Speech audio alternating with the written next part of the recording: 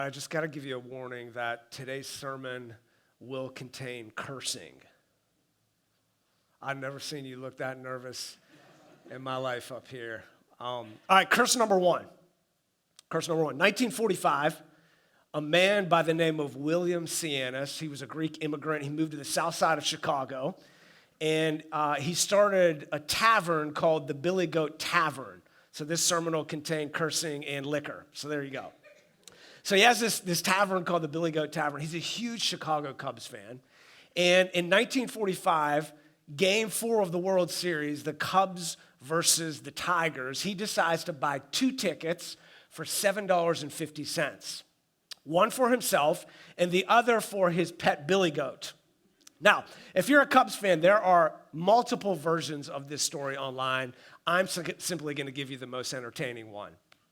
So he gets these 2 tickets, heads into Wrigley Field, and goes into the outfield grass where his goat is grazing along the lawn. And then the game's about to start, and he takes his little goat and he heads back to his seat. And they're just kind of enjoying the game. He's eating some popcorn. He's feeding his goat some goat cheese and goat milk and stuff. And I made that part up. And then all the people around them are starting to get a little bit upset because the goat smells bad. So they talk to the ushers and they say, hey, can you please get this guy's goat out of here? Why did you let him in here in the first place? So they kick this man out of his seats. They kick him out of the stadium. And on his way out, legend says that he cast a curse on the Chicago Cubs. And he said something like, them Chicago Cubs are never going to win a World Series ever again. Right? And they had won their previous World Series in 1908. And many people believed that this was true because year after year, they had struggles. They came close to winning a World Series. It never happened until 2016 when they finally broke the Billy Goat curse and won the World Series. So that's curse number one. Curse number two, C.S. Lewis wrote a series of books called The Chronicles of Narnia.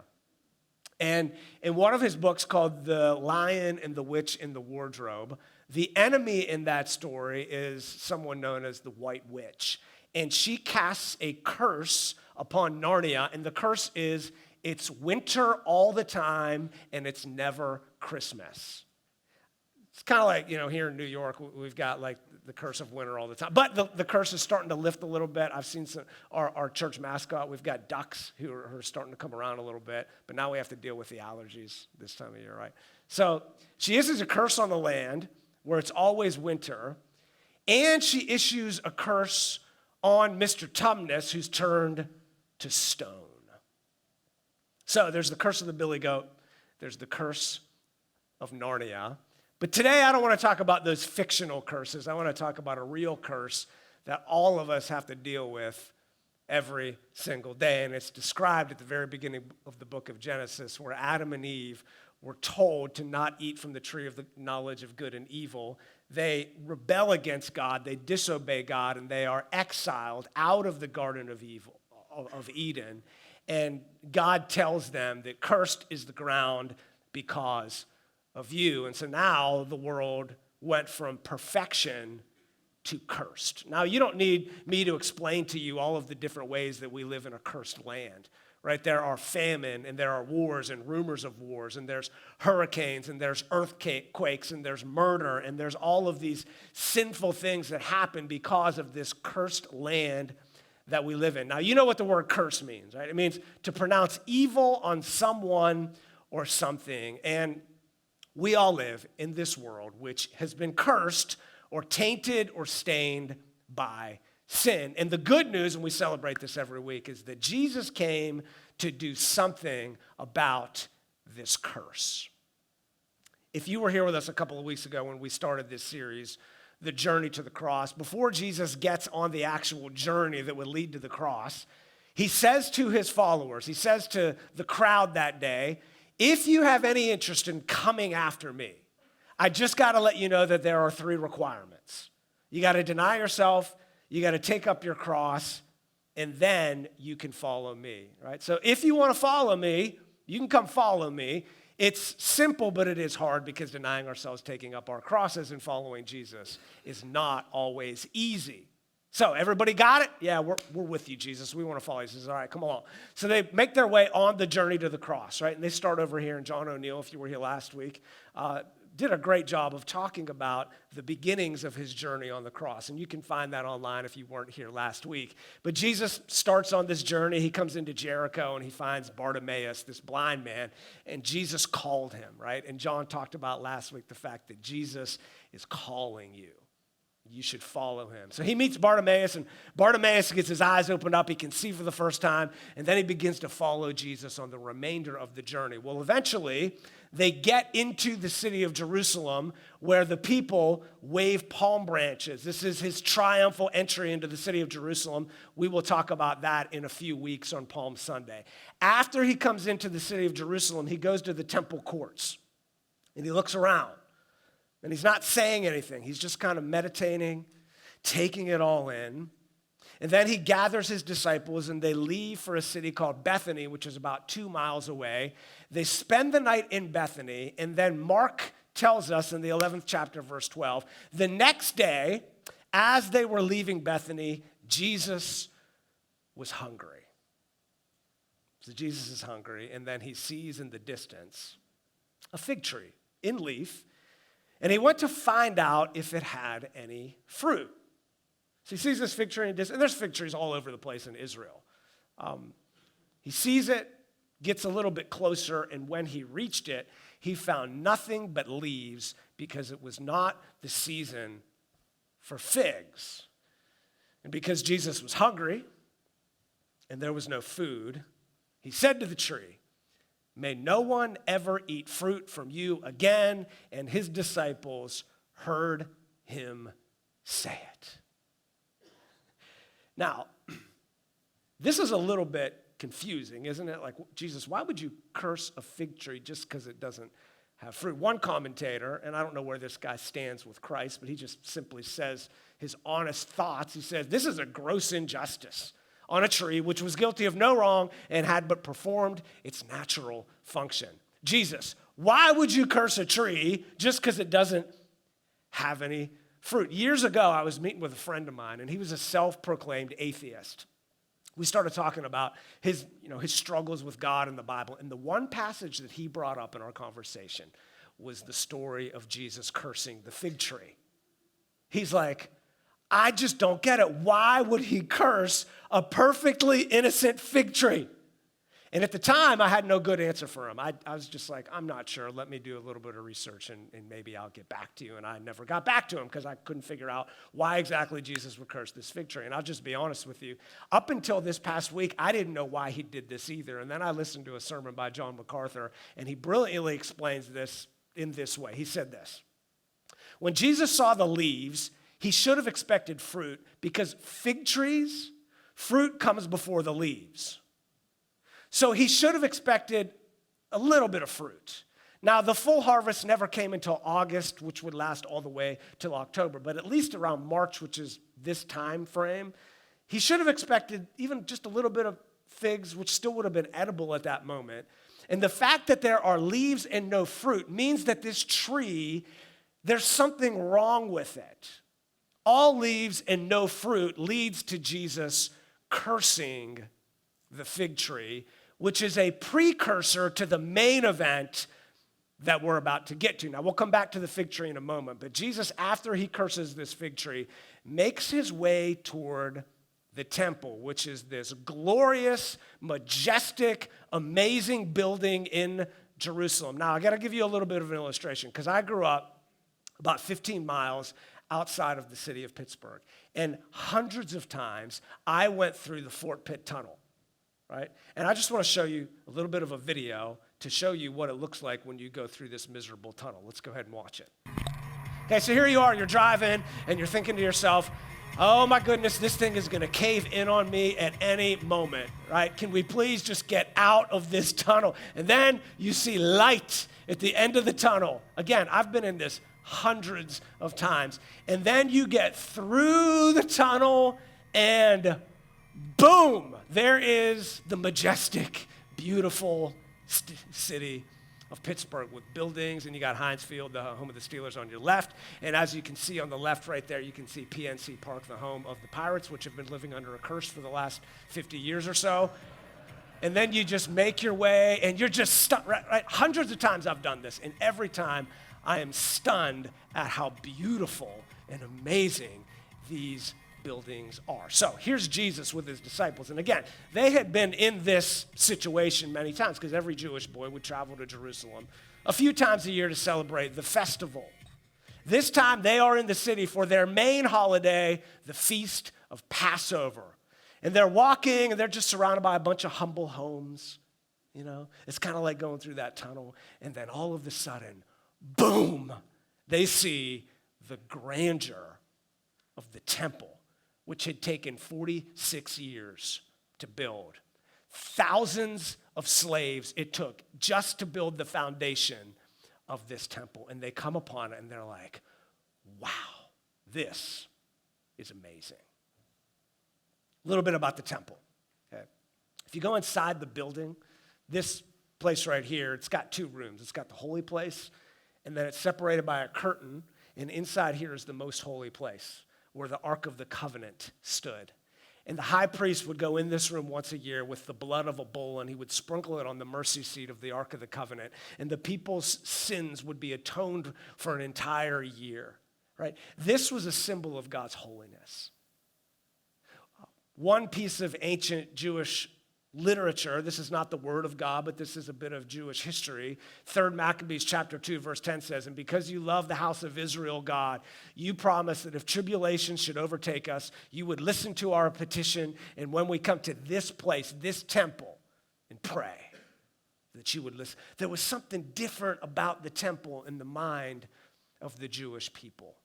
It was so important to them when it came to their spiritual lives and their relationship with God. It was glorious. It was grand. It was sort of where heaven met earth. And every time you went there, you were in awe because it represented the glory of God. So spiritually, it was important. Also, economically, the temple was important. It was likely that the economy of Jerusalem was dependent on the temple. Even though people only went there a few times a year, they could sell merchandise, they could sell sacrificial animals, they could sell all kinds of different things to make money, and the businesses in the city of Jerusalem were completely dependent on the temple. If the temple went out of business, the business in Jerusalem would likely go out of business as well. Let me give you another illustration from you ever been to State College, Pennsylvania?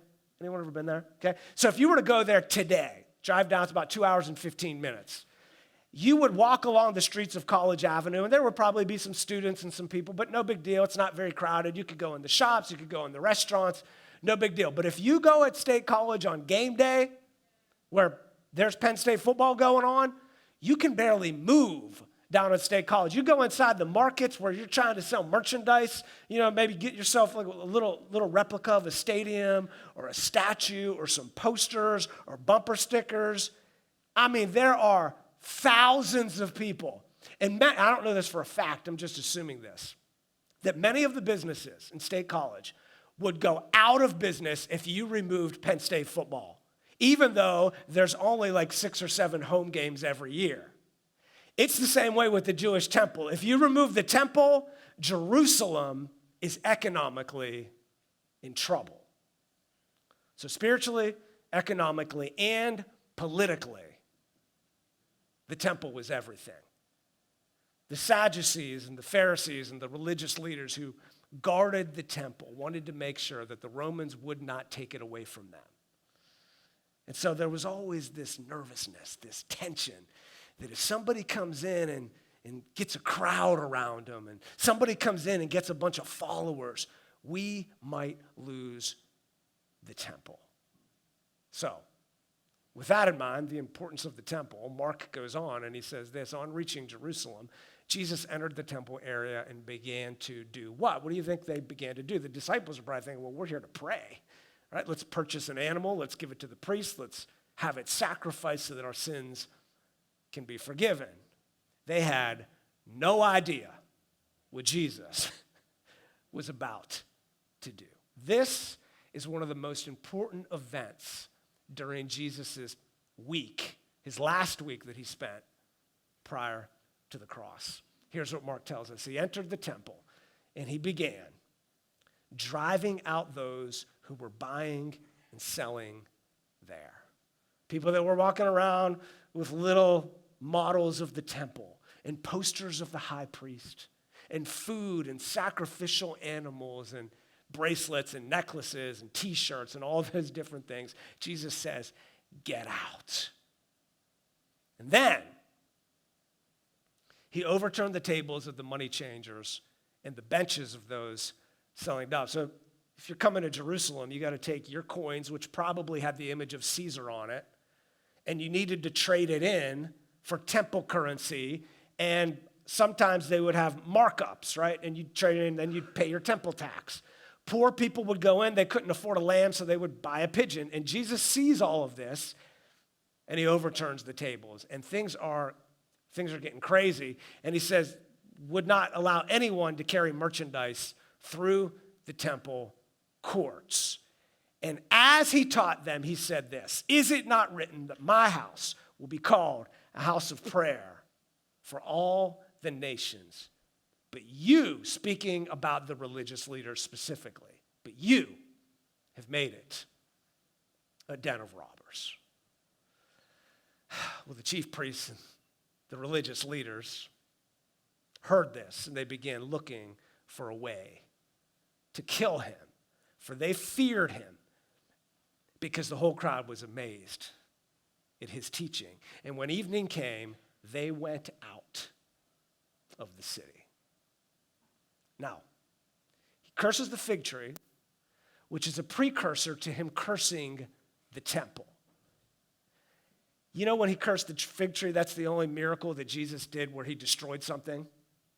And I would argue that the fact that he didn't get arrested in the temple courts was another miracle. But the people so feared his authority and feared the crowd because he had become so popular that the religious leaders said, we need to come up with a different way to arrest Jesus and hopefully hand him over to the Romans. Now, here's the million-dollar question for you, okay? Why did Jesus do this? Why did he come into the temple courts and overturn the tables and let the pigeons free and make such a ruckus? What was the whole point of this? I love the way David Garland, who's one commentator, describes it in a nutshell. The reason that Jesus didn't cleanse the temple, but cursed the temple, is because the temple had become a safe hiding place where people think that they find forgiveness and fellowship with God no matter how they act on the outside. This enraged Jesus. I mean, at one point, Jesus called the religious leaders whitewashed tombs because on the outside you look good, but on the inside you're full of dead men bones. I mean, the temple, it looks like a place where you come and you honor God and you say your prayers, but then you leave the temple courts and you mistreat people. And you hurt people and you oppress people. This needs to stop becoming a hiding place where you can do your religious duties and then leave and just think you can act however you want to act. So Jesus doesn't simply cleanse the temple, he curses the temple. And then Mark says that in the morning as they went along, they saw the fig tree withered from the roots. And Peter remembered this. And he said to Jesus, Rabbi, look, the fig tree you cursed has withered. Now, Jesus gives the teaching, or he gives the interpretation of the cursing of the fig tree and the cursing of the temple. And here's what he says to the disciples. So if you've been daydreaming for the last 15 minutes, I need you to come back because this is huge, right? Or if you're shopping on Amazon online, just come back here. Here's what Jesus says. This is huge. He says, have faith in God. Stop putting your faith in the temple. I've entitled this message, Jesus in the Temple of Doom, because the temple is doomed. The temple is cursed. You need to put your faith in God, not the temple. You need to put your faith in God, not the nation of Israel, which had been represented by a fig tree. You need to put your faith in God, not your religious practices. You need to put your faith on what's going on the inside of you, not outward works of righteousness. And then he says this, I tell you the truth. If anyone says to this mountain, go throw yourself into the sea. Now, let me be clear here. He's not talking about any old mountain. He's talking about the Temple Mount, right? Don't drive along the road and say when you come to a mountain, oh man, I got a mountain in front of me. Now I got to go all the way around and I'm going to lose an hour of driving. God, can you please remove the mountain? Or, make a Fort Pitt tunnel right through that mountain. That's not what he's talking about. He's talking about the cursed Temple Mount that has become so corrupt that it needs to be thrown into the sea. And then he says this, and does not doubt in his heart, but believe that what he says will happen. It will be done for him. Therefore, I tell you that whatever you ask for in prayer, believe that you have received it, and it will be yours. I think Jesus is specifically talking about the temple that's about to be thrown into the sea because it has become so corrupt. And then he says this, and this is maybe the most important part of his teaching. He says, and when you stand praying, if you hold anything against anyone, forgive him. Forgive him. Jesus is like, I'm tired of your outward acts of religiosity. And I'm tired of the traditions, thinking that you're safe because you come into this place and offer sacrifices and do your religious duty, and then you leave and it has no impact on your lives. If you think you can come into this place and offer a sacrificial animal and then leave and mistreat your wife or mistreat your husband or mistreat your coworkers or oppress them, you've missed out on my entire message. Matter of fact, at one point, Jesus would say, hey, if you have a little animal and you stand at the altar in the temple and you remember, oh, I got something against my brother. I have actually hurt my brother. You need to take your gift and leave it at the altar, and then you need to go make up with your brother or sister whom you've hurt. And you know what's going to happen to your little gift that you put down on the ground? It's going to run away. And then you're going to have to buy a new gift. But he says, I don't care if it's going to cost you money. You got to forgive and you got to be forgiven. You say, well, why do I need to forgive? I mean, they hurt me. They deserve to be unforgiven. And again, I don't know your story. I'm just telling you what Jesus said. He said, here's why you need to forgive. So that your Father in heaven may forgive you your sins. And I'm just telling you, if you have unforgiveness in your heart, if there's something that you're holding against somebody and you refuse to show them forgiveness, that is a very, very dangerous place to be. If I could sort of summarize this entire teaching, summarize it in 2 words, and it's this. Jesus came to issue a brand new covenant. It's a new covenant. Out with the old and in with the new. Jesus did not come to reform the temple. He did not come to cleanse the temple. Jesus did not come to reform Judaism. He came to replace it. He came to do something brand new. He came to replace it. He came to give you a new covenant. This is why Paul says, you're a new creation. The old has gone and the new has come. And it's no longer about temples. It's no longer about mountains. It's no longer about festivals. It's about faith and forgiveness. And you see this happening in John chapter 4 with Jesus' interaction with the Samaritan woman. I've told you before, you should watch The Chosen. You should watch The Chosen. And my favorite scene in this entire miniseries is when he meets with the Samaritan woman. It is so powerful. It brings tears to my eyes every time I watch it. And eventually you're going to watch The Chosen. And if you're watching online, don't watch it right now. Wait till this sermon is over. But basically, Jesus stands with this Samaritan woman. And this woman gets in this argument with Jesus about, like, you Jews think it's about the mountain in Jerusalem, but we worship on the mountain that our ancestor were. And she starts getting all these conversations about mountains. And Jesus is like, it's not about mountains. It's about worshiping him in spirit and in truth. I have come to do something brand new, which would later on be issued in the upper room, what he would call it, the new covenant. Okay, so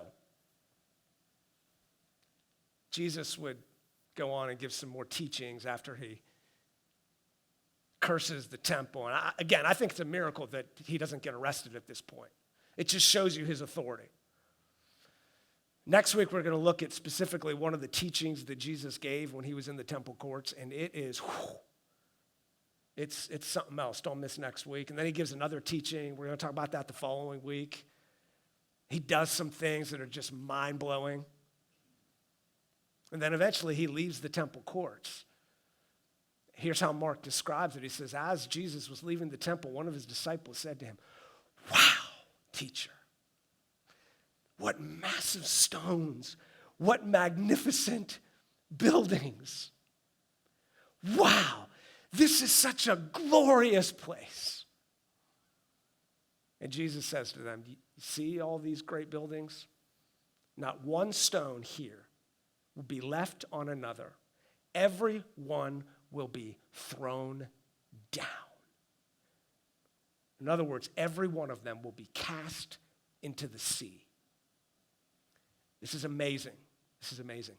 40 years after Jesus made this prediction, the Romans, led by General Titus, and thousands of warriors and soldiers, would literally tear down the temple and scrape it off the Temple Mount. September 8th, 70 AD. And you can visit Jerusalem today, and you can see that not one stone has been left on the other.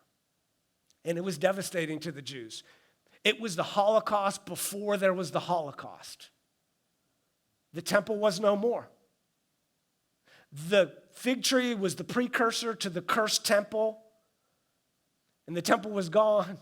There was no buildings, these amazing buildings, but you know what? Jesus says, you know what?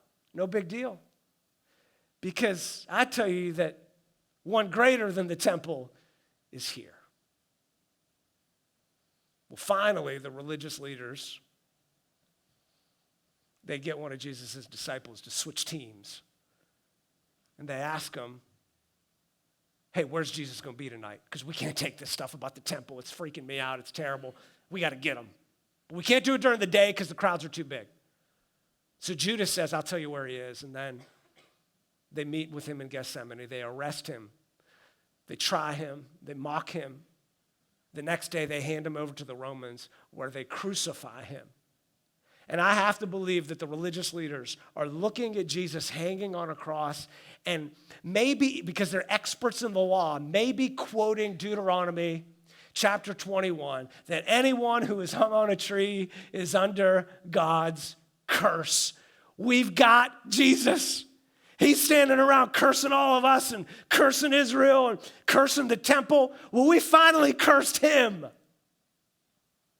And you know what? It's true that Jesus was cursed. That the only righteous, holy, innocent man who has ever lived was cursed for the sins of the world. And then Jesus would breathe his last, or he would say, "It is finished. It has been accomplished." And the curtain in the temple that separated the holy place from the most holy place was torn in two from top to bottom. The earth shook, and I like to believe that the rocks of the temple split, the beginning of the final destruction of the temple in Jerusalem. And here's what's amazing. The Apostle Paul, who would come along just a few years later and would take all of this information in, right? This little crash course I gave you on the temple. The Apostle Paul lived at the temple. He knew the law better than anybody. He understood the zealous religious leaders and their ways. And he would step back at one moment and he would summarize all of this. And here's what he would say in Galatians chapter 3. He would say this: Christ redeemed us from the curse of the law by becoming a curse for you and for me. For it is written, Deuteronomy 21, that cursed is everyone who is hung on a tree. That is the greatest news that you will ever hear. And C.S. Lewis dramatized this by saying, Mr. Tumnus, who was turned to stone, Aslan, who was killed, would rise from the dead and he would breathe on Mr. Tumnus. And to quote Ezekiel chapter 11, he would take his heart of stone and turn it to a heart of flesh. And you are no longer under the curse because Jesus defeated the curse, defeated death, and says, if you follow me, I can turn your heart from stone to flesh. Jesus came to reverse the curse. So I've got a question for you, and then I'm done. And I have two questions. The first question is for those of you who would call yourself a seeker. Right? You'd say, I'm not really sure I've crossed the line of faith yet. Somehow I got invited here and I'm here, or maybe you're watching online. You'd call yourself a seeker, and I would say to you, we love seekers. Matter of fact, a lot of what we do here, we try to think about how it will come across to a seeker, right? Like we make sure that there's enough parking lot space for everybody, and we open the door for you, and we give you coffee. We've been switching out coffees, so that it's good coffee, and then you come in, and you find a seat, and we try to remove every obstacle in part so that we can offend you, right? We don't want anything to offend you except for the fact that you are under a curse. You're under a real curse. And so my challenge to you is that you would ask Jesus to reverse your curse.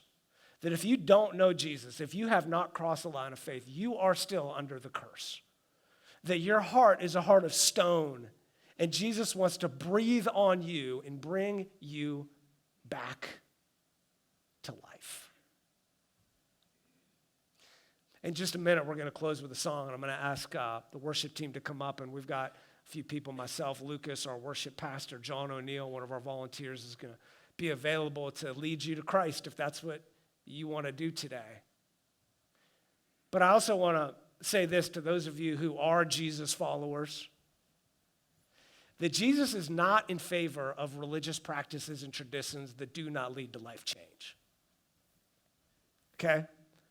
In other words, religious practices, coming to church, reading your Bible, watching The Chosen, celebrating festivals and Easter and Good Friday and all those things. Jesus is in favor of that. He was a religious man. He went into Jerusalem because it was part of tradition, because it was their festival. But he is not in favor of practicing religion, practicing religious exercises if they do not lead to life change. If you're all leaves and no fruit, cursed.